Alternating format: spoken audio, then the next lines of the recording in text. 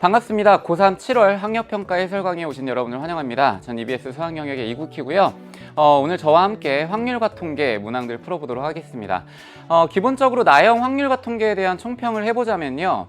지난 6월보다는 약간은 어려웠지만 그래도 비교적 여러분들이 만약에 계산이나 이런 것들을 정확하게 했다면 어렵지 않게 풀었을 거라는 생각을 합니다. 그래도 6월보다 어려웠기 때문에 여러분들이 체감상으로는 이게 뭐지? 약간 이런 문항은 낯선데 이렇게 느끼는 것들이 있었을 거예요. 심지어 수학 2하고 수학 1에서 계산이나 이런 것들이 까다로운 문제들이 좀 있었기 때문에 전체적으로 난이도에 따라서 확률과 통계도 좀 어렵다라고 느꼈을 확률이 클 것 같습니다. 선생님이 이제 문항별로 조금씩 짚어보자면 일단 첫 번째는요, 여러분들이 이제 16번에서 확률 변수의 평균에 대한 빈칸 채우기 문제가 있었죠. 이제 추론 문제인데 이 추론 문제를 여러분들이 이제 숫자를 채워가면서 뭔가 느낌적으로 풀긴 했겠지만 정확하게 왜 이렇게 전개가 되는지에 대한 이해가 부족했을 겁니다. 문항은 맞췄지만 정확하게 이 문항의 의도나 아니면 내용적인 부분을 이해 못한 친구가 많았을 것 같고요. 그리고 26번 같은 경우 이제 확률 분포 표를 그려가지고 여러분들이 해결하는 거였는데요. 이거는 사실은 여러분들이 수능 특강을 충분히 풀었다면 어렵지 않게 접근할 수 있었을 텐데 약간은 난이도가 있는 문항 쪽에 배열이 되다 보니까 조금 어렵게 느꼈을 것 같습니다. 그리고 마지막 이제 29번인데요. 역시나 중복조합에서 나왔거든요. 그러니까 중복조합이라고 하는 거는 어쩔 수 없이 확률과 통계에서 굉장히 자주 나올 수 있는 그런 유형입니다.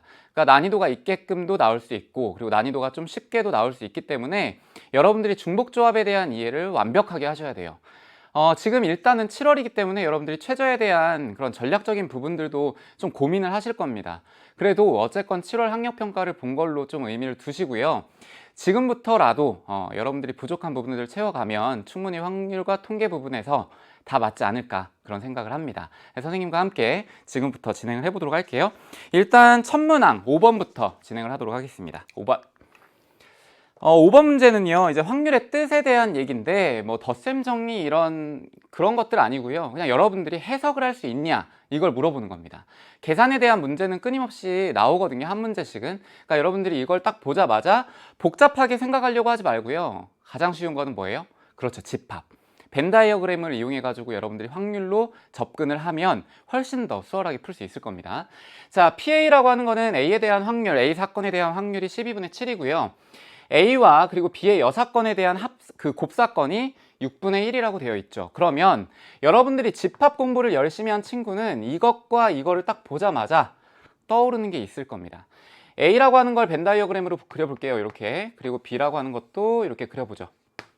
그러면 A라고 하는 사건에 대한 거는 일단 12분의 7인데 이 A 교집합, 이걸 이제 집합적으로 갖고 오면 교집합이 되는 거잖아요. 그럼 A 교집합 B의 여집합에 대한 얘기입니다. 그러니까 여기죠, 여기.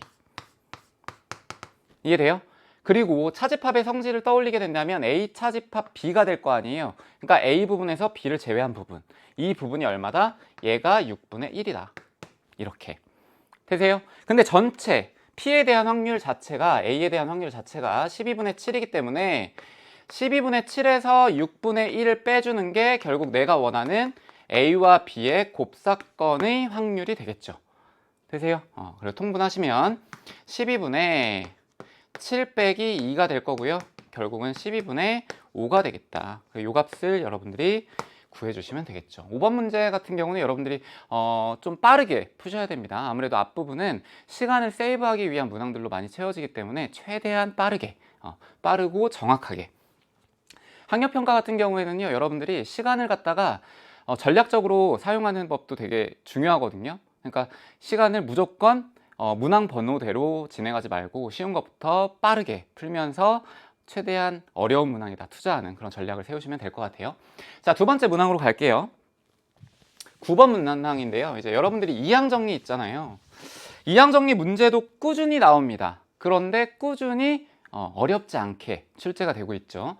일단은 여러분들이 이렇게 생각하시면 좋아요. x제곱과 x분의 2라고 하는 거를 6개로 채워야 됩니다. 즉 x제곱과 x분의 2가 6개를 나눠 갖는 거예요. 그게 이항 정리잖아요. 그것들을 다 전개한 게 우리가 이제 다항식의 전개로 보는 거고요. 그러면 얘가 1개를 가져갈 수도 있고 얘가 5개를 가져갈 수도 있고 2개, 4개, 3개, 3개, 4개, 2개, 5개, 1개 이렇게 나눠 가질 수 있겠죠. 그러면 얘들이 결국은 곱해가지고 x의 6제곱을 만들어야 되는 거잖아요. 그럼 그 중에 가능한 건 뭐밖에 없냐면 요거밖에 없습니다. 즉 x제곱은 4개를 가져가고요. x분의 2는 2개를 가져가야 되겠죠. 정리해 볼게요. 6개 중에 4개를 가져갑니다. 뭐가? x제곱이. 그래서 x제곱에 4제곱 이렇게 오시고요. 그 다음에 x분의 2라고 하는 게 몇 개 가져가요? 그렇죠. 2개 가져가면 돼요. 따라서 요거 전개하면 x의 8제곱이고 여기 분모에 x의 제곱이 있죠. 약분하면 x의 6제곱 이렇게 나옵니다. 자, 6c2로 계산하는 게 조금 더 빠르겠죠? 그래서 6c2 같은 경우에는 15가 될 거고요. 그리고 x의 8제곱 x제곱분의 4 따라서 계산하게 되면 60의 x 6제곱 즉 x의 6제곱의 개수는 얼마예요? 60 이렇게 정리하시면 됩니다. 그렇죠? 이항 정리 같은 경우에는 기본적으로 앞쪽에 항상 배열이 되기 때문에 이것도 빠르게 푸셔야 돼요. 자, 넘어갈게요. 이것도 12번 어느 고등학교 학생 200명을 대상으로 휴대폰 요금제에 대한 선호도를 조사했대요. 선생님이 요즘 확률과 통계 수업을 하거든요. 학교에서 교과서에 나온 문제랑 완벽하게 똑같습니다. 그러니까 요즘 학력평가에서는 아무래도 교과서 위주에 있는 기본 문항들을 좀 많이 출제를 하고요. 오히려 난이도가 있는 것들을 약간 확 올리는 그런 경향을 보이고 있죠. 자, 이것도 표를 보시면은 정확하게 이해가 될 거예요. 일단 200명의 학생은 휴대폰 요금제 A와 B 중에 하나를 선택하였고요. 각각의 휴대폰 요금제를 선택한 학생 수는 다음과 같다. 자, 이 조사에 참여한 학생 중 임의로 선택한 한 명이 남학생이래요. 남학생이라고 하는 조건이 들어간 다음에 이 학생이 휴대폰 요금제 A를 선택하는 거죠. 즉 조건 하에 이루어지는 확률을 묻는 거기 때문에 조건부 확률이 되는 거고, 남학생이라고 하는 거에 대한 그 사건을요 선생님이 A라고 하겠습니다. 되세요? 남학생인 거. 그 다음에 휴대폰 요금제를요 A를 써요. A를 사용하는 사건을 선생님이 B라고 한번 해볼게요. 그러면 이 문제에서 묻고 있는 이 확률은 결국은 이걸 묻는 거겠죠. P에 B바 A를 묻는 거겠다. 즉 A라고 하는 조건 하에 B라고 하는 사건이 일어나는 것, 그거에 대한 확률을 묻는 거겠죠. 그럼 이 친구 계산을 하게 되면 이렇게 돼요. PA분의 PA와 B의 곱사건이 되는 겁니다. 자, 그리고요 조건부 확률은 여러분들이 이제 요거에 대한 식은 당연히 아시겠지만 우리가 실질적으로 계산을 할 때에는 더 많이 쓰는 게 뭐냐면, 그렇죠, 경우의 수에 대한 걸로 NA분의 NA B, 이렇게 A와 B의 곱사건의 경우의 수. 그렇죠? 왜요?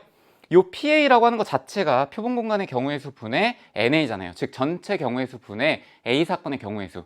그리고 이 친구도 전체 경우의 수 분의 A와 B의 곱사건에 대한 경우의 수이기 때문에 전체 경우의 수는 둘 다 약분이 돼서 요걸로도 계산할 수가 있습니다. 그렇죠? 따라서 우리는 그냥 경우의 수로 하는 게 좋겠다. 왜? 인원수가 나와 있잖아요, 이미. 그래서 자, 이 표를 보자마자 여러분들이 바로 하셔도 돼요. 남학생 요 중에 뭐예요? 휴대폰 요금제 A, 즉 요거죠. 따라서 자, 두 개의 식을 꺼냅니다. 10A 더하기 B분의 10A라고 하는 것 자체가 우리가 원하는 조건부 확률이 되는 거고요. 얘가 8분의 5라고 하는 식이 나와요. 자, 근데 A와 B 문자가 두 개잖아요. 그러니까 여러분들은 이제 연립방정식을 풀어야 되는 거고, 전체 인원은 200명이라고 했습니다. 따라서 여기에 있는 4개를 다 더했을 때 얼마가 나오면 돼요? 200. 그래서 10A에다가 2A 빼게 되면 8A가 나올 거고요. 여기 B 하나 있고 B 두 개 있으니까 2B. 그리고 48에서 8을 빼면 되겠죠? 더하기 40. 이 친구는 얼마? 200. 되나요? 자, 첫 번째 거. 요거 연립해가지고 이제 하기 위해서 식을 정리를 좀 해야 돼요. 80A라고 하는 거는 50A 더하기 5B가 될 거고요. 30A는 결국 5B가 되겠다. 즉 B는 얼마? 그렇죠, 6A가 되겠다. 자, 이걸 여기에다가 집어넣으면 이제 나오겠죠. 앞에 있는 것도 정리해 볼까요? 얘는 8A 더하기 2B는 160이 될 겁니다. 그쵸? 자, 2로 약분을 하게 되면 4A 더하기 B는 80이 될 거고요. 이때 B 값을 여기에 집어넣죠. 그러면 10A는 80이 될 거니까 A라고 하는 값은 8이 나와요. A는 8. 됐나요? 자, 그럼 A가 8이 나왔으니까 B라고 하는 거는 뭐 여기에서 바로 구할 수 있겠죠. 얼마? 48이 되겠다. 자, 문제에서 묻고 있는 건 B-A 값이 되겠죠. 즉 48에서 8을 빼게 되면 얼마? 40. 이렇게 구하시면 돼요. 됐나요? 그래서 정답은 40. 조건부 확률 문제이지만 이제 결국은 교과서에서 100% 똑같이 출제한 문항입니다. 이런 것들은 뭐 당연히 여러분들이 이해하고 넘어가셔야 돼요. 여기에서 막히면은 안 됩니다. 이제 우리가 7월이잖아요, 벌써. 7월이기 때문에 약간 자신이 몰랐던 거, 그런 것들 좀 약점인 부분들을 채워야 되지, 지금까지 잘 풀었던 것들이 틀리시면 약간 멘붕이 옵니다. 약간 슬럼프에 빠지기도 하고요. 지금까지 해왔던 거를 잘 정돈하시는 그런 시간도 되셔야 돼요. 자, 12번까지 해봤고요. 그 다음에 이제 16번으로 가보죠. 이제 16번 같은 경우가 아까 선생님이 이제 촬영하기 전에 잠깐 봤는데 오답률에 10개 오답률에 그 오답 순위에 있더라고요. 그러니까 아무래도 여러분들이 딱 봤을 때 이게 뭐지? 이런 생각을 했을 겁니다. 문제를 해석을 해볼게요. 한 개의 주사위를 3번 던질 때 나오는 눈의 수를 차례로 A, B, C라고 합니다. A 더하기 B 더하기 C의 값을 확률 변수 X라고 할 때 다음은 확률 변수 X의 평균 EX를 구하는 과정이죠. 자, 일단은요, 여러분들이 해석을 하셔야 되는데 주사위가 이렇게 있을 거 아니에요. 주사위. 자, 이렇게 3개를 그려볼게요. 3개를 던져가지고 얘들이 A, B, C가 이렇게 나오는 거예요. 여기가 A고 여기가 B고 여기가 C다. 이렇게. 그쵸? 그럼 얘들을 더해가지고 하나의 확률 변수를 만드는 건데 주사위의 눈은 최소 1부터 시작해서 최대 6까지죠. 그러니까 3개를 더했을 때 최소 3부터 얼마까지 가요? 18까지 가겠죠. 그러면 A 더하기 B 더하기 C라고 하는 거는 3부터 18까지 되는 거다. 여기 이해가 될 거고요. 자, 이때 확률 변수 X가 가질 수 있는 값은 3, 4, 5 당연히 자연수에 대하여 가야 되겠죠. 그 다음부터가 이제 좀 중요한데요. 이 부분. A, B, C가 각각 6 이하의 자연수이므로 7-A, 7-B, 7-C는 각각 6 이하의 자연수이다. 여기에서 의문이 들 겁니다. 7-A가 왜 나오냐? 선생님도 솔직히 말하면 그냥 이걸 숫자적으로 해석을 해서 풀긴 풀었지만 이걸 여러분들이 조금 더 이해하기 쉽게 어떻게 설명할 수 있을까 고민을 많이 했거든요. 근데 이게 떠오르더라고요. 여러분들 주사위의 눈은요, 주사위의 구성 자체가 어떻게 되냐면 자, 이렇게 여러분들이 흔히 보는 주사위인데 여기에 만약에 2가 와요. 2. 그럼 여기 맞은편에 오는 숫자는요 정해져 있습니다. 얼마예요? 5예요. 5. 만약에 여기에 있는 숫자가 1이에요. 여기가 1이에요. 그럼 이 맞은편에 오는 거 얼마? 6입니다. 무슨 얘기냐면 주사위에서 마주보는 두 개의 숫자는 합이 얼마? 그렇죠. 7이에요. 그러니까 이렇게 생각을 하시는 게 좋아요. A와 B와 C를 갖다가 더해서 확률 변수를 만들었는데 거꾸로 이렇게 생각을 하는 거죠. 야, 여기 뒷면에 있는 거 이걸로 확률 변수를 만들어도 어차피 똑같이 나오지 않을까? 이해되시죠? A, B, C가 이제 위를 바라보고 있는 거고 이 밑에 있는 거는 바닥에 붙어 있는 거잖아요. 근데 나는 위에 있는 걸로 체크를 하겠지만 그때마다 밑에 나오는 것들로 체크를 해도 어차피 경우의 수는 똑같겠구나. 이해되시죠? 그래서 여기에 오는 걸 7-A, 7-B, 7-C로 두시면 이해가 조금 되겠죠. 자, 그러면 이 상태에서 K라고 하는 거는 3부터 18까지 오는 건데요. K라고 하는 건 이제 A 더하기 B 더하기 C에 대한 값입니다. 확률 변수. 이때 PX는 K라고 하는 거, 즉 A 더하기 B 더하기 C에 대한 확률 변수가 7-A, 7-B, 7-C는 K와 똑같다. 즉 그때의 확률 변수와 똑같다라는 거죠. 왜? 아까 말했잖아요. 경우의 수가 똑같이 나올 거니까. 여기에 만약에 1, 2, 3이에요. 그러면 이때 요 맞은편에 오는 거는 얼마가 오는 거냐면 6, 5, 4 이렇게 올 거라고요. 즉 이거의 1대1로 대응이 딱딱딱 하나씩 될 거니까 이 확률 변수에 대한 확률 그거하고 요거에 대한 확률 변수에 대한 요 확률 변수에 대한 확률 값도 동일하겠구나. 이해되시죠? 그래서 여기를 잘 보세요. 여기에서 가를 채워야 되는데 이 위에 있는 식을 보시면 7이 3개가 있고요. 그리고 A 더하기 B 더하기 C는 K라고 되어 있습니다. 됐나요? 그러면 이렇게 볼 수 있겠죠. A 더하기 B 더하기 C라고 하는 것은 3 곱하기 7에다가 K를 뺀 거라고 표현할 수 있지 않을까? 근데 원래 우리가 썼던 거는 A 더하기 B 더하기 C라고 하는 걸 K로 해서 PX는 K로 뒀지만 이거 대신에 요걸 써도 되겠죠. 이걸 써도 그래도 똑같겠구나, 확률이. 그래서 가에 오는 건 얼마가 와야 돼요? 7이 와야 됩니다. 되시죠? 그러니까 여러분들이 이 위에 있는 식을 보고선 그냥 여기 눈치껏 7을 넣은 친구도 있겠지만 이런 의미가 있는 겁니다. 확률 변수. 주사위에 마주보는 눈은 합은 7이다. 요걸 이용해가지고 전개한 거예요. 이게 가형에도 똑같이 나왔었죠. 자, 두 번째. 그러므로 확률 변수 x의 평균. 자, 저렇게 되어 있는데 평균이라고 하는 건 여러분들 알다시피 여기에 확률 분포표가 있으면요. xp가 있으면 이렇게 두 개씩 곱하죠. 그것들끼리 어떻게 하는 거예요? 더하는 거죠. 그리고 그거에 대한 식이 여기에 나와 있습니다. k 곱하기 px는 k다. 자, 근데 3부터 시작해서 18까지 나열을 하면 이렇게 쭉 될 거예요. 근데 선생님이 이거를 나열을 다르게 한번 해보겠습니다. 어떻게 하냐면 이 x는 3 곱하기 p의 x는 3 더하기 4 곱하기 p의 x는 4 더하기 땡땡땡 갈 거고요. 그리고 10까지 가보죠. x는 10 이렇게 되세요. 그 다음은 뭐가 와야 되냐면 11이 와야 돼요.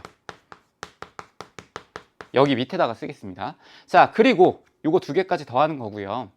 그 다음에 오는 것들은 10이 이렇게 쭉 올 건데 마지막은 여기에 18 곱하기 p의 x는 18이 올 거고 17 곱하기 p의 x는 17 이렇게 올 겁니다. 즉 저기에 나열되어 있는 식을요 선생님이 그냥 이렇게 두 줄로 정리한 것 뿐이에요.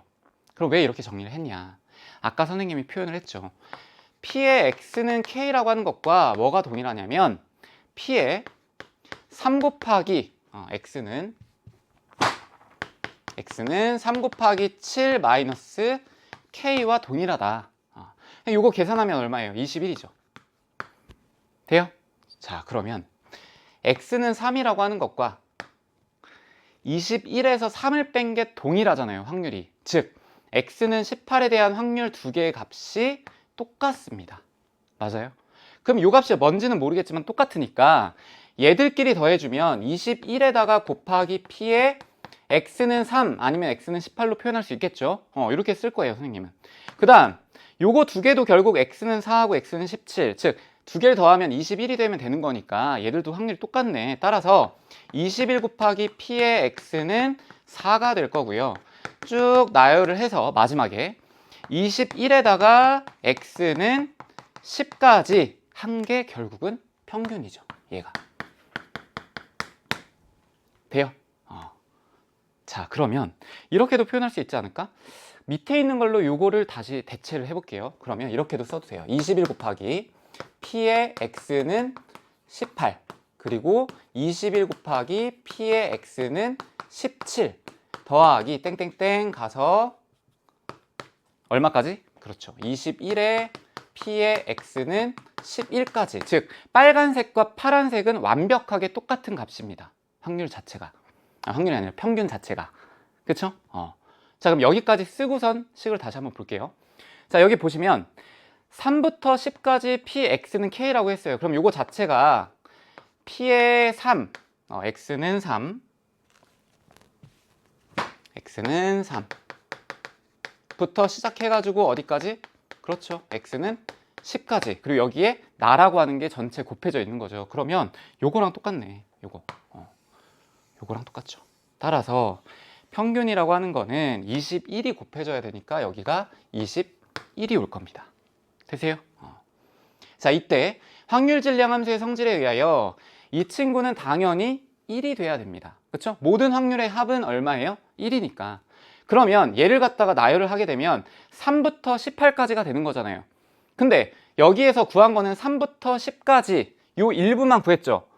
이 밑에 보시면 이 두 개를 갖다가요 쭉 나열을 하게 되면 21 곱하기 p의 x는 3부터 얼마까지 가요? p의 x는 18까지 갈 겁니다. 이해돼요? 그러면 요 두 개는 같은 값이잖아요. 그러니까 얘가 1인데 3부터 10까지 한 거하고 그 다음에 얼마? 여기 그 식으로 쓰게 되면 K는 11부터 18까지 P의 X는 K 이렇게 한 것과 두 개가 어때요? 같죠. 이렇게 돼요. 따라서 절반으로 나눈 거기 때문에 다에 대한 값은 2분의 1이 와야 됩니다. 되시죠? 그래서 문제에서 요구하는 거는 이제 가나 다 그걸로 식을 만드는 거니까 가라고 하는 거는 아까 7이었고요. 그리고 나에 해당하는 거는 21이었고 다에 해당하는 거는 2분의 1이었습니다. 그래서 28에다가 1을 곱하니까 얼마? 56이 되겠죠. 이렇게 돼요? 그러니까 이 문제를 여러분들이 빈칸 채우기로서 추론을 해서 정확하게 이해해서 풀기는 어려웠을 거예요, 아마. 오히려 그냥 여러분들이 그냥 앞뒤 문맥에 따져가지고 숫자 맞는 거 끼워 넣고 이렇게 하면서 풀었을 거지, 이거에 대해서 전반적으로 이해를 해서 푼 친구들은 거의 없을 겁니다. 그래도 선생님이 이 해설 강의를 하는 거는 문제에 대한 답을 알려주기보다 이 문제에 대한 의도, 그리고 문제 출제자에 대한 그런 논리적인 흐름, 이런 것들을 짚어주는 거기 때문에 꼭 다시 한번 여러분들이 스스로 정리해 보시기 바랍니다. 알겠죠? 16번 비교적 좀 어려운 문제였고요. 18번으로 가볼게요. 이제 16번, 18번 두 문제가 여러분들이 객관식 파트에서 굉장히 좀 난이도가 있게끔 다가왔을 건데, 18번도요 약간 어떻게 보면 클래식한 고전적인 그런 문제죠. 정규분포의 곡선을 활용한 건데, 이 문제를 요약하면 딱 두 가지입니다. 정규분포 곡선에 대한 이해. 근데 요거에 대한 이해가요, 뭘로 들어가는 거냐면 대칭성이죠. 완벽한 대칭성, 그걸 물어보는 거고, 두 번째는요, 이렇게 안 푼 친구도 있겠지만 표준 편차에 대한 거를 정규 분포와 표준 정규 분포를 표준 편차로 이어서 생각하는 거. 표준 정규 분포에서는 표준 편차가 어떤 의미고 정규 분포에서는 표준 편차가 어떤 의미인지 이걸 판단을 했으면 조금 더 빠르게 풀 수 있었겠죠. 그래서 이 두 가지에 대한 개념이 중요한 겁니다, 이 문제에서는. 자, 접근을 해볼게요. 확률 변수 x는 정규 분포 요걸 따르고요, y는 요걸 따르고 있습니다. 자, 이때 확률 변수 x, y의 확률 밀도 함수는 각각 fx, gx라고 했고요. 시그마 1과 시그마 2는 똑같다. 이게 엄청난 문제 힌트죠. 이게 뭐예요? 표준 편차가 똑같다라는 거는요, 그래프의 개형이, 즉 모양이 같다라는 얘기죠. 돼요? 그러면 모양은 똑같은데 평균값만 차이가 있을 수 있겠다, 그 얘기입니다. 자, F24는 G의 28이래요. 요거는 이것만 딱 봐서는 뭐 정확하게 판단하기는 어렵고요. 밑에 있는 조건들을 좀 자세히 봐야 돼요. 가해 조건 보겠습니다. M1 그리고 24까지에 대한 확률, 28부터 M2까지에 대한 확률 더했더니 0.9544래요. 자, 그러면 여러분들이 가정을 하는 거예요. 첫 번째, 여기 왼쪽에다 쓰겠습니다. 일단 요거는 틀린 가정이기 때문에 혹시나 해서. 자, 여기가 만약에 M2가 있고요, 여기에 M1이 있다고 가정을 한번 해보죠. 그러면 M1부터 24까지에 대한 확률이니까 여기에 24가 있겠죠? 돼요? 그럼 뭐 여기에서부터 이렇게 해서 이렇게 그려지는 이 부분에 대한 넓이, 거기다가 28부터 M2래요. 그러면 28은 이쪽에 있어야 되겠네? 그럼 뭐 이렇게 되는 거? 말이 안 되죠. 여기에 28이 있고 여기에 24가 있죠. 그래서 얘는 안 되는 거예요. 이걸 통해 여러분들이 결정해야 될 건 뭐냐면 요겁니다. M1이 왼쪽 편에 있고요, 그리고 M2가 오른쪽 편에 있겠다. M2가 더 크다는 얘기예요. 그리고 여기를 기준으로 해서 모양이 완벽하게 똑같아야 되는데 24라고 하는 거는 요거보다 큰 쪽에 있고요, 28이라고 하는 건 요거보다 작은 쪽에 있습니다. 근데 그거에 대한 확률 값이 같대요. 그쵸? 즉 함수값이 같기 때문에 요만큼을 내가 만약에 24라고 한다면 요만큼을 28로 했을 때 요 높이가 동일해야 된다는 얘기죠. 즉 그래프는 이런 식으로 그려져요. 이렇게.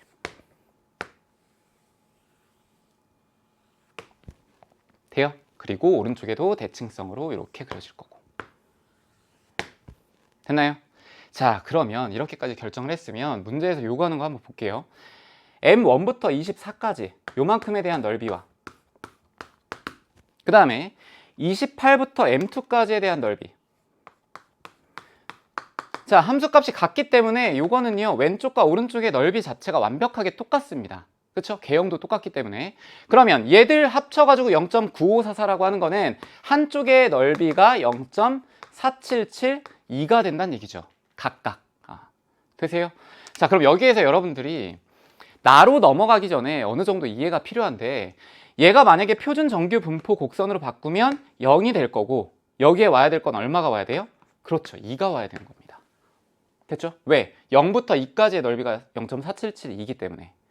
자, 근데 나의 조건을 한번 볼게요. 나의 조건에서는 36보다 크거나 같은 거, 즉 y라고 하는 게 36보다 크거나 같은 쪽은 요 m2에서 오른쪽으로 갈 거예요. 그럼 여기를 만약에 내가 36이라고 한번 해볼게요. 그럼 이 부분에 대한 넓이, 이 부분에 대한 넓이는 x에서 24보다 작은 쪽을 1에서 뺀 것과 똑같은 거죠. 그러면 24보다 작은 쪽, 즉 왼쪽에 있는 부분을 다 뺀 거예요. 어디에서? 요 전체에서. 즉 여기는 노란색에 해당하는 거. 이 노란색과 파란색이 완벽하게 똑같다는 얘기죠. 되세요? 자, 그러면 여러분들이 이렇게 이해해야 됩니다. 여기에 있는 길이 요만큼 24부터 m1까지에 있는 길이와 여기서부터 여기까지에 있는 길이는 당연히 같죠. 아까 처음 조건에 의해서. 근데 여기에 있는 노란색 부분과 파란색 부분 자체도 넓이가 똑같고 모양도 똑같기 때문에 이 길이 자체도 똑같습니다. 여기와 여기가 결국은 어떻다? 같다. 그러면 여기에서 m2가 바로 나오죠. 28과 36이 뭐예요? 딱 절반. 그 두 개 더하게 되면 64가 될 거니까요. 이때 평균은 32가 될 겁니다. 되세요? 자, 그러면 여러분들이 요 m1에 대한 것도 구할 수 있거든요. 따로 한번 구해보죠. 요만큼의 차이가 4예요. 그럼 m1이라고 하는 거는 20이 나올 거예요. 그럼 이제 이 밑에 있는 문제를 풀기 위해서는 어쨌건 표준 편차가 필요한데, 자, 그걸 푸는 방법은 두 가지가 있습니다. 첫 번째는 표준화 작업을 거쳐서 해주는 거예요. 36이라고 하는 거는 표준 정규 분포 곡선으로 고쳤을 때 얘도 얼마가 나와야 된다? 2가 나와야 된다. 얘가 0이 나오고. 그쵸? 그래야 여기 있는 거 0.477이 여기도 0.477이 똑같을 거니까. 그래서 첫 번째 구하는 방법은 이렇게 구하는 거예요. 시그마 2분의 36 빼기 32를 한 값이 얼마가 나와야 된다? 2가 나와야 된다. 그럼 여기에서 나오는 시그마 2 값은 얼마예요? 2가 나오겠죠. 즉 시그마 1도 같은 값이니까 이렇게 구할 수 있습니다. 이게 이제 대표적으로 계산을 통해서 구하는 거고요. 이 계산 말고 이렇게도 접근하셔야 돼요. 자, 여기 오른쪽에다가 좀 쓸게요. 여기에다가 이제 이런 정규 분포 곡선을 그릴게요, 선생님. 자, 여기 있는 게 m 더하기 시그마고요. 여기 있는 게 m이고 여기 있는 게 m 마이너스 시그마라고 한번 해볼게요. 자, 그럼 이 친구를 이렇게 보편적으로 나와 있는 정규 분포 곡선을 평행이동을 적당하게 해요. 그래서 평균을 뭘로 맞춰주냐면 0으로 맞춥니다. 첫 번째 거는 m, 시그마의 제곱에 해당하는 정규 분포 곡선이고, 두 번째 거는 0으로 맞춰줬기 때문에 똑같이 평행이동을 해가지고 모양은 하나도 안 바뀐 상태에서 요만큼의 값이 시그마로 올 거고요. 요만큼의 값이 마이너스 시그마로 이렇게 올 겁니다. 그럼 두 번째 거는 이렇게 되는 거예요. 여기 밑에다 쓸까요? 그냥. 두 번째 거는 0, 시그마의 제곱. 돼요? 그 다음 게 중요한데, 그 다음 거는 표준 정규 분포 곡선으로 바꿨어요, 얘를. 그러면 여기 평균이 0이 될 거고 표준 편차는 무조건 1이죠. 근데 그 1에 해당하는 게 표준 편차 한 개에 해당하는 거 값이 여기가 1이 되고요.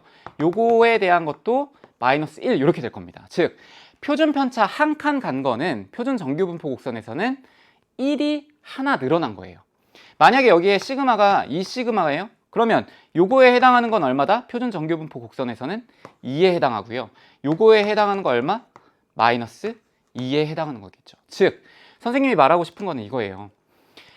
여기에 있는 위치가 2라고 하는 걸 여러분들이 알고 있잖아요. 그리고 여기가 20이고 여기가 24다. 그럼 요만큼의 차이는 4가 되겠죠. 근데 2라고 하는 거는 즉 여기에 표준 편차가 2개 들어가야 되는 거기 때문에 4를 2로 나누면 그게 표준 편차가 되는 거죠. 그래서 즉 표준 편차는 2 이렇게 바로 나올 수 있겠습니다. 되세요? 이게 이제 사실은 선생님이 더 중요하게 강조하고 싶었던 내용이에요. 이 정규 분포 곡선을 이해하는 방법 되시죠? 자, 그러면 이제 문제 다 풀었습니다. 표준 편차는 둘 다 똑같기 때문에 요거에 대한 거는 표준화 작업을 거쳐가지고 계산만 해주시면 돼요. 자, 이 친구는 P 그리고 시그마가 2가 되기 때문에 2의 18 빼기 평균 얼마예요? 20이고요. 20. 그리고 Z 2분의 21 빼기 20 이렇게 올 겁니다. 돼요? 자, 그럼 왼쪽에 있는 거는 마이너스 1부터 2분의 1까지 올 거니까 이거 0.5죠. 따라서 0.5까지 0.192로 요거하고 1에 해당하는 거 0.3413 요거 두 개를 더하시면 돼요. 0.5328 요게 답이 됩니다. 되세요?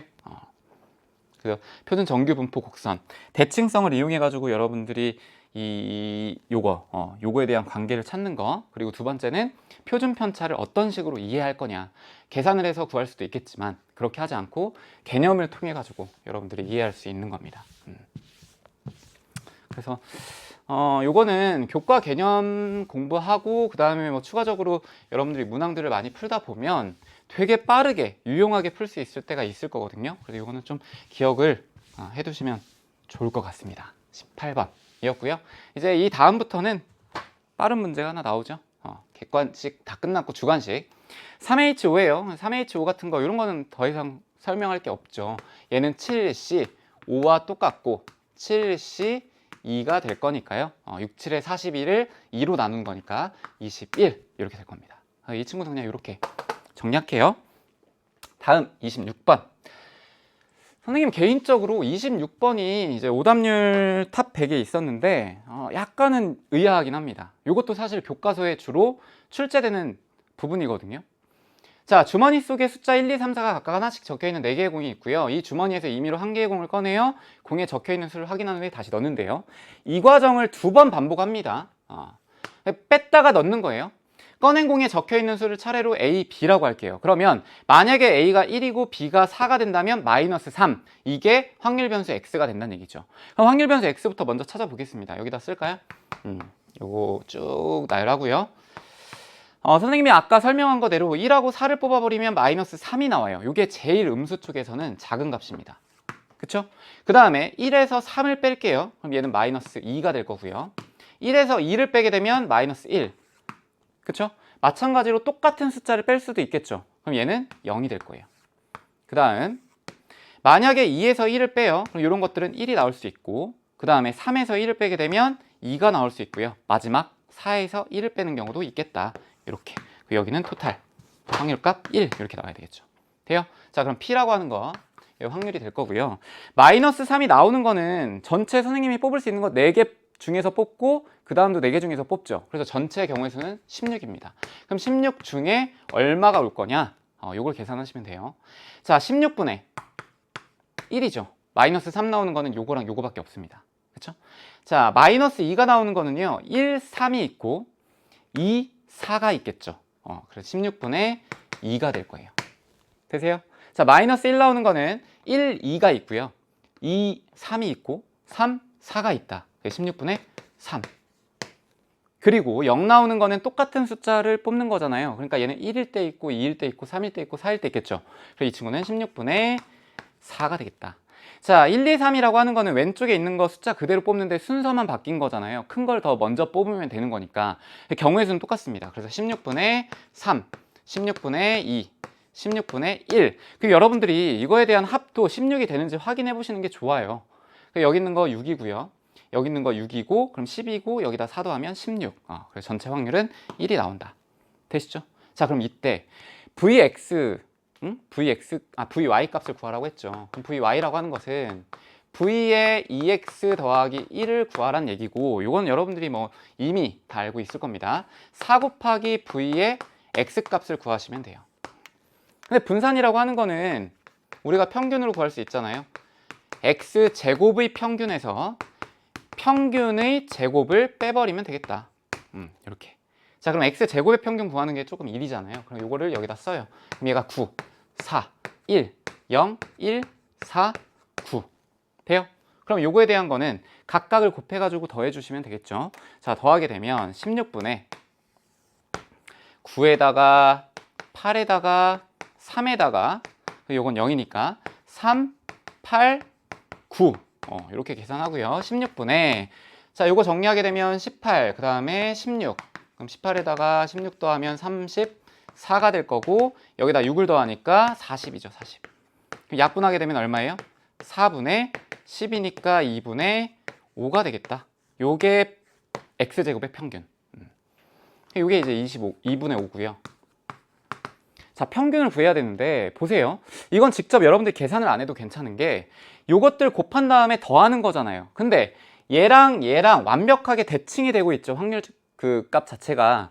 그러니까 얘 곱한 다음에 얘랑 더하면은 0이고요. 얘 곱한 다음에 더하면 0 되고요. 얘 곱하고 더하면 0. 얘는 어차피 0. 그 확률 얼마다? 0이다. 요거 0. 따라서 분산은 2분의 5가 될 거니까 4 곱하기 2분의 5가 돼서 10이 정답이에요. 돼요? 요거 생각보다 어려운 문제 아니거든요. 26번. 여러분들이 어떻게 보면 약간은 난이도가 있는 그런 유형들이 쭉 오다 보니까 어렵게 느끼지 않았을까. 만약에 이걸 단독으로 풀었으면 충분히 해결했을 텐데. 26번.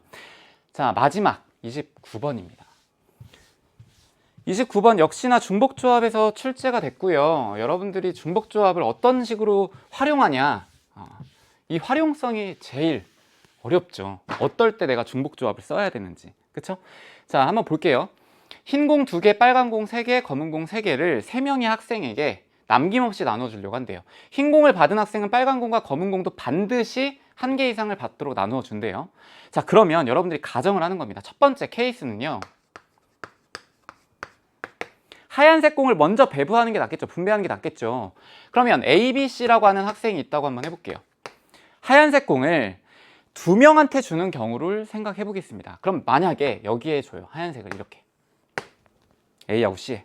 그러면 저절로 빨간 공과 검은 공도 반드시 하나씩 가져야 되잖아요. 그러니까 여기 있는 게 검은 공이라고 치고 여기 있는 거 검은 거 그리고 여기 있는 거 빨간 거 여기 있는 거 빨간 거 이렇게 줘야 돼요. 무조건. 그럼 남아있는 거 뭐예요? 검은 공 하나 남아있고요. 그리고 빨간색 하나 남아있죠. 이렇게 돼요? 그러면 이 남아있는 걸 여기다가 분배하는 게 문제인데 자, 첫 번째 하얀색을 나눠주는 경우는 3C2가 될 겁니다. 그러면 그 다음에는 여러분들이 곱해줘야 될 게 검은색 1개하고 빨간색 1개를 나눠 갖는 거 그거에 대한 경우의 수만 여러분들이 구하시면 돼요. 그럼 생각을 하는 거예요. 일단 검은색부터 먼저 생각을 하겠습니다. 전체 3개 중에서 중복을 허락해서 하나를 뽑는 거와 똑같죠. 검은색에 대한 거예요. 그 다음 빨간색도 3H1 이렇게 구하시면 돼요. 그럼 2개가 일단 검은색이랑 빨간색을 분배한 겁니다. 근데 이 중에 어떤 문제가 생기냐면 B에 아예 안 들어가는 경우도 있잖아요. 그쵸? 그럼 그 경우를 빼줘야 돼요. 그 경우는 뭐냐면 A, C에서 중복을 허락해 하나만 뽑는 경우, 즉 A, C에만 들어간다 라고 가정을 하는 거죠. 그래서 이 친구를 빼줘야 돼요. EH1, EH1 이렇게 되세요? 그래서 전체는 9에서 4개를 빼는 거죠. 곱빼기 4 정리하면 5개. 그러면 여기에 있는 거 3C1에다가 5를 곱하는 거하고 똑같죠? 이거 3C2니까 결국은 답은 15개가 될 겁니다. 되세요? 아니면 이렇게 생각해도 돼요. 3H1로 여러분들이 봤지만 검은색이 들어갈 수 있는 거 총 몇 가지? 3가지. 빨간색이 들어갈 수 있는 거 총 몇 가지? 3가지. 그럼 거기서 3 곱하기 3에서 9가지가 되겠죠. 거기다가 검은색이 AC에만 들어가는 경우 2가지. 거기다가 빨간색도 2개만 들어갈 수 있다. 2 곱하기 2에서 빼줘버리면 얘도 5개가 나오겠지. 됐나요? 요거는 좀 비교적 쉬웠을 거고요. 두 번째 케이스가 이제 조금 어려울 건데 두 번째 거는 하얀 공을요 하나하나씩 나눠주는 게 아니라 2개를 한 명한테 몰아주는 거예요. 예를 들어 A, B, C라고 하는 게 있는데 요 사람들한테 하얀색을 2개를 이렇게 나눠줘요. 그러면 하얀색을 가져가면 무조건 검정색을 하나 가져가고요. 그 다음에 빨간색을 하나 가져가야 돼요. 그럼 남아있는 걸 체크해 볼까요? 검은색 2개 남아있고요. 빨간색 2개가 남아있습니다. 그럼 얘들을 배열하면 되는 거예요. 그쵸? 식으로 써보면 이렇게 돼요. 3명 중에 1명, 즉 하얀색 2개를 가져갈 사람을 정하고 뒤에 곱해줘야 되는 건 뭐냐면 검은색 2개와 빨간색 2개를 분배하는 방법을 곱하시면 되는 거예요. 자, 그러면 여기에서 일단은 요 2개를 여기 3명한테 배열하는 거, 그게 뭐냐면 3H2가 될 겁니다. 검은색 먼저 2개. 그 다음에요, 빨간색도 배열해야 되니까 3H2가 될 거예요. 얘가 빨간색. 근데 이 중에 문제가 되는 게 있는데 B하고 C가 못 받는 경우들이 생기잖아요. 즉 여기에서 뭘 빼줘야 되냐면 B 또는 C가 못 받는 것도 따져줘야 돼요. 그럼 요거에 대한 거를 여러분들이 따로 구하시는데, 경우의 수를, 자, B가 못 받는다라고 가정을 해보죠. 그럼 A하고 C가 무조건 가져가야 되겠죠. 요 검은색도 빨간색도 가져가고, 그쵸? 자, 그러면 검은색에 대한 거를 먼저 배열할 때 B라고 하는 애를 빼고선 배열하는 경우가 있을 겁니다. 그 친구를 EH2 이렇게 두고요. 그 다음에 빨간색을 배열할 때에도 B를 빼고선 배열할 수 있겠죠. 그럼 이 친구도 EH2가 될 거예요. 자, 그 다음에 B라고 하는 애만 제외하면 안 되잖아요. 그러니까 C라고 하는 애를 빼고선 나눠주는 것도 생각해야 되겠죠. 그럼 이 친구는 얘도 똑같이 EH2 거기다가 곱하기 EH2 이렇게 될 겁니다. 되세요? 자, 그러면 여기에 뭐가 들어있는 거냐면 이 친구는 검은색에 대한 거, 빨간색에 대한 거, 그리고 B를 빼고 배열한 거, 검은색에 대한 거, 빨간색에 대한 거, C를 제외하고 배열한 거. 근데 여기에서 B만 빠지는 게 아니라 C가 빠지는 경우도 포함이 되겠죠. 그래서 그 친구에 대한 거를 빼주셔야 됩니다. 2개 중복으로 들어갈 거니까. 그래서 얘는 1H2 곱하기 1H2가 될 거예요. 왜? B와 C를 아예 제외하고 A라고 하는 애가 뽑는 거. 되세요? 자, 그럼 이거 계산할게요. 이 친구는 3C2 곱하기 3C2가 될 거고요. 여기 있는 것도 똑같이 3C2가 될 겁니다. 그리고 여기 있는 거는 2C2 곱하기 2C2가 되겠죠. 정리할게요. 3 곱하기 3 곱하기 3 빼기 요거는 1. 자, 정리하면 얼마예요? 9가 2개 있으니까 18일 거고요. 1 빼면 17. 17가지가 여기에 들어갈 거예요. 이렇게. 되시죠? 자, 그럼 앞에 있는 걸 계산을 해볼까요? 요거는 4C2예요. 그쵸? 그럼 6. 그럼 요게 2개 있는 거니까 6 곱하기 6 해서 36개. 그럼 36개에서 17개를 빼야 되는 겁니다. 그래서 이 친구는 19가지, 19가지의 종류가 있는 거고, 이 19가지가 어디에 들어가는 거예요? 그렇죠, 여기에. 이렇게. 되세요? 자, 정리하면 이렇게 돼요. 한 명한테 2개를 다 나눠준 경우에는 3명 중에 1명 선택하는 거 일단 먼저 하고요. 그리고 검은색 2개와 빨간색 2개를 배열하는 거를 따져야 되는데, 이 검은색 2개, 빨간색 2개 배열하는 거는 요 밑에 있는 경우로 따지는 거고, 그 중에 하나도 안 받는 애들이 있을 수 있으니까 그거에 대한 것들을 여기에서 제외시켜줘야 되겠죠. 결국은 3 곱하기 19를 하게 되면 57이 될 거고요. 그 앞에 있는 거 얼마였어요? 아까? 15개. 15개 더하기 57. 정리하면 72. 이게 우리가 원하는 답입니다. 되세요? 그래서 29번 같은 경우는 사실은 선생님이 나열을 이렇게 좀 필기를 많이 했지만 여러분들이 직접 문제를 풀 때는 오히려 요거에 대한 아이디어는 좀 떠올렸을 수 있는데 첫 번째 경우와 두 번째 경우에 대한 생각을 못 했을 수 있습니다. 선생님은 요거를 여러분들이 했지만 요 두 번째 걸 못한 친구도 있었을 거라고 봐요. 2개가 한 번에 가는 거. 요거에 대한 아이디어들도 여러분들이 충분히 고민을 해서 풀 수 있어야 됩니다. 확률과 통계 선생님하고 8문제 좀 풀어봤는데요. 아무래도 6월보단 조금 난이도가 있었기 때문에 여러분들이 좀 혼란스러웠을 텐데 그래도 여러분들이 믿고 11월 달까지요. 꾸준히 밀고 가셔야 됩니다. 여러분들 스스로를 믿으셔야 좋은 결과가 있거든요. 자, 여기까지 해설 강의 찍도록 하고요. 여러분들의 입시 여정을 끝까지 응원하도록 하겠습니다. 수고하셨습니다.